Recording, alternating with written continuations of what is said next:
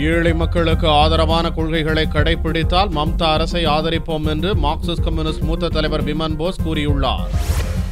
மேற்கு வங்க சட்டசபை தேர்தலில் மம்தா பானர்ஜியின் திரிணாமுல் காங்கிரஸ் கட்சி 184 தொகுதிகளில் வெற்றி பெற்றுள்ளது. இடதுசாரிகள் கூட்டணி 62 தொகுதிகளை மட்டுமே கைப்பற்றியது. தோல்வி பற்றி இடதுசாரிகள் கூட்டணி தலைவரும் மார்க்சிஸ்ட் கட்சியின் மூத்த தலைவருமான விமன் போஸ் கூறுகையில், மக்களின் மனநிலையை மதிப்பிட தவறிவிட்டோம் என்று கூறினார். The way the mindset of the people were set up regarding the change that we could not assess.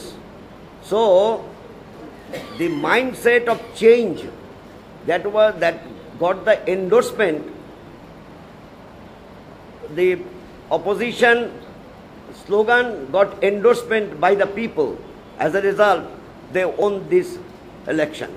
ஏழை மக்களின் முன்னேற்றத்துக்கான கொள்கைகளை மம்தா அரசு கடைபிடித்தால் நாங்கள் அரசுக்கு முழு ஒத்துழைப்பு கொடுப்போம் என்றும் விமன் போஸ் கூறினார். The pro-people policy are being adopted by the new government. We will definitely cooperate.